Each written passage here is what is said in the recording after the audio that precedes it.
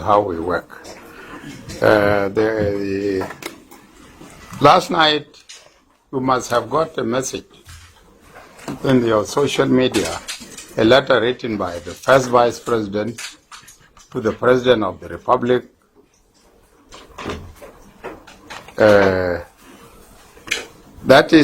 letter was addressed to the President of the Republic and copied to about 16 persons. The objective of this press conference is this letter. Of course, you have seen the letter written on the 27th, yesterday. After being written yesterday, it was delivered to the office of the President at 4:30 p.m. And you saw it in the social media at about 5 or 6 in the evening. Those of you who did not get it, you should have got it, because it is in the social media. So I did not bother myself to publish it for you again, but here it is available wherever it is. I decided to call this conference in order to clarify some of the issues connected with this letter. This letter was written, of course, on the 27th of February 2025 by His Excellency Dr. Riek Machar, the first Vice President of the Republic of South Sudan, and the Chairman of the SPLM-AIO.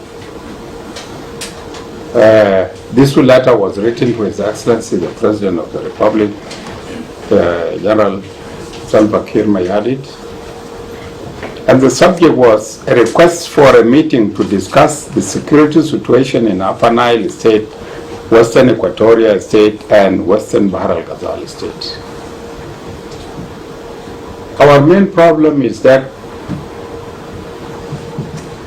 it's not the request, but the way things are being done. Yesterday, when the letter was taken to the office of the President had already gone home. So the minister in the office of the President decided to keep it for this morning, so that it is presented to him and then he will act on it and give the necessary directives. Instead, the letter appeared last night in the social media before it could even reach the person to whom it was addressed. This is the irregularity which we are trying to address.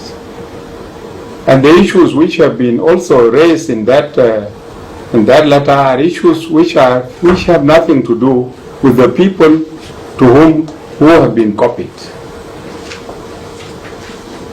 If you read through, you will find that it is copied to so many people, about 16 people who are copied. And none of them is a member, is a South Sudanese, but these are people of the region and the regional organizations. So this is the main problem. Ladies and gentlemen, the objective of this press conference is to clarify the public and media houses the unfortunate, unprocedural trend taken by the above quoted letter. The letter was written on the 27th February and delivered to the office of the President at 4:30 p.m. at the time when His Excellency had already gone home, so it was to be brought to his attention this morning. On the 27th February, the same evening, the above quoted letter appeared in the social media at a time when it had not yet reached the addressee, His Excellency President, and above all, what is this abnormality that justified publication in the social media against the ordinary established norms, correspondences, and requests for audience or meetings. Under the normal circumstances, when you request a meeting, you don't publish your request. And this is not the first time that requests have been presented. So what is particular about this request being presented at this time and tabled and sent to the social media? This is the issue. In that letter, there are so many things that have been raised, and as it says, the letter says, to quote, "I'm prompted to raise these issues to the guarantors so that they could intervene and suggest amicable solutions to break the deadlock in question." So the question is, where did the parties reach the deadlock, which is mentioned here? Meanwhile, they did not first sit and then disagreed. It is after disagreement that you can talk of a deadlock. So it is after the deadlock that you can now talk of seeking solutions from the guarantors. The letter was addressed to the president, was not addressed to the guarantors, and he is seeking intervention of the guarantors. And the issues which have been raised here have nothing to do with the guarantors, because the guarantors do come in after having reached a deadlock. But these people never sat down so that they reach a dialogue which will justify the intervention of the guarantors. The issues raised are very clear. The issues of Western Equatoria, Northern Bahr, that was not in Western Bahr Ghazal and Upper Nile State. You know very well what is happening in Western Equatoria. Western Equatoria, after the removal of Governor Futeyo, the people of Western Equatoria decided to go on rampage, and they ransacked the house of the governor. This, you have all seen it. There is no army there which was in uniform attacking the house of the governor, but this was the civil population. Now, there comes in a question as to why did President Salva decide to remove government Futeyo. He decided to remove him because he had been intransigent. Mabesma Kalam does not listen to the orders of the president, does not listen to the directives of the president. He acts at will. The people of Western Equatoria were fed up of him. The president requested the first vice president so many times to remove this man and bring in another person to substitute him. But what happened? Nobody, the first vice president had not been listening to that. And the agreement, by the way, should not be misunderstood and should not be misinterpreted and abused. The president of the republic is the president of the republic, and he is the one responsible for security of the people of South Sudan. He is responsible for the protection of the rights of the people of South Sudan. Yes, the agreement, the current government is the government of the agreement, at the top of whom is the president of the republic.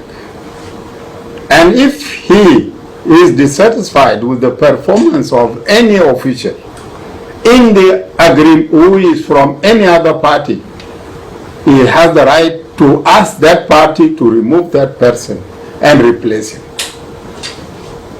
And nobody has the right to refuse and say, no, I'm not removing him because he is my candidate and he is my best man. No. This is what it is. So when a party decides to refuse not to change that person or remove him and nominate another person, meanwhile he is not performing well and not delivering to the people in the state or even here at the national government, the president has the right to do that, because he is the one responsible for our security and for protection of our people and their properties. So this is what happened. When the president requested the removal of Futuyo, it was resisted for long, and as such he decided to use his powers in accordance with the provisions of the Constitution and relieve Futuyo, and requested IO to nominate. According to this letter now, they have nominated. I don't know whether that nomination has gone to the office of the president or not, but according to this letter now, they have nominated the substitute for Futuyo. Now, when this happened, there was a mob in Western Equatoria. And people decided to go on rampage. The acting governor, who is the deputy governor, decided to protect the people, the family of the governor, and all the government employees. Protected them, and even the family of Futuyo, which is his wife and his children, they are now in the house of the deputy governor. Now IO here goes in to say all these people have been tortured, captured, tortured, and so forth. That is not the case, and that is not true. What happened in Western Equatoria is not the act of anybody. We are accusing the SPLM in government, which is not true, but it is the people. Even those who went there, some of them are IOs, those who were dissatisfied with the performance of Futuyo.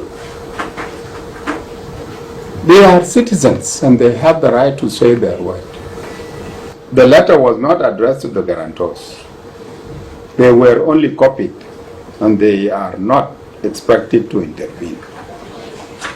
Internamantektiv jawab utedini copy. It is just for me to note.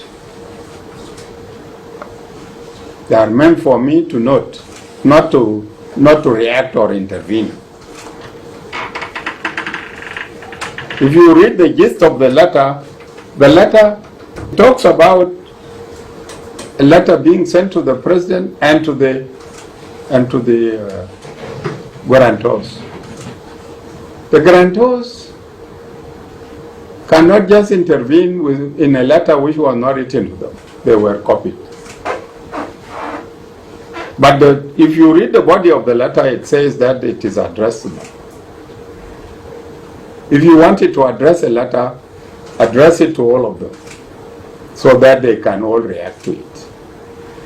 But when you copy them, it means that you want only the person to whom the letter is addressed to respond.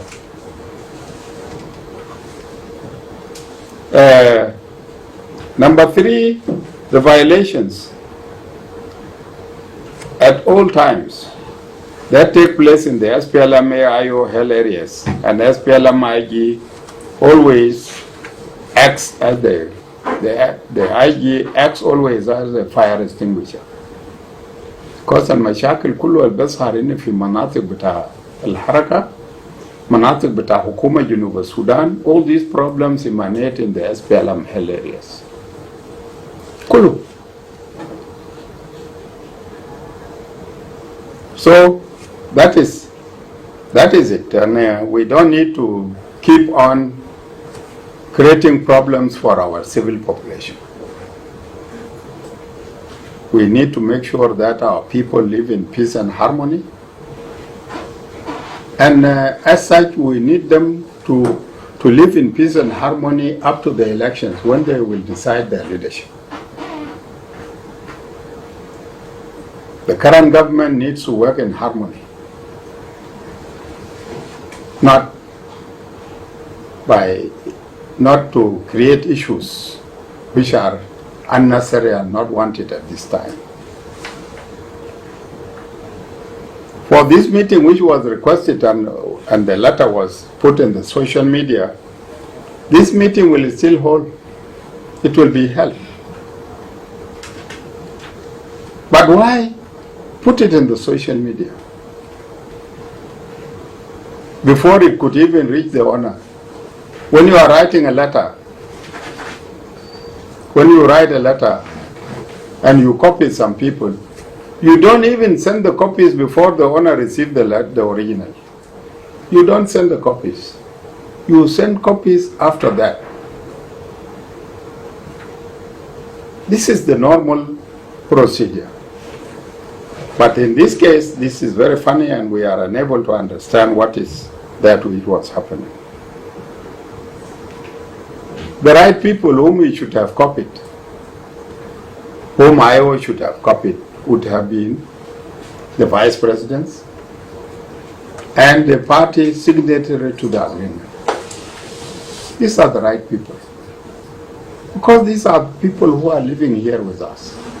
And they have all the solutions at hand. Whatever problems that come up are usually addressed through that. Not through those who are outside there. Those who are outside there are people of their own, and they even like us to, would like to see us all the time in crisis so that we continue, so that they continue.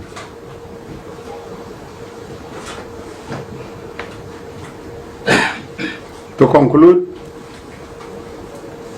His Excellency the President is committed. Is committed to the implementation of the agreement of the RRCs in letter and spirit. And he is committed to the protection of the people of South Sudan and their properties. He is under duty, according to the provisions of the Constitution, he is under duty to protect the people, the lives of the people of South Sudan and their properties, irrespective of whatever the agreement says. Irrespective of whatever the agreement says, he is the one answerable and answerable before the people of South Sudan for their lives and their properties. So we should not misinterpret the provisions of the agreement, and we should not misinterpret the provisions of the Constitution, but make sure that we respect and abide by all these.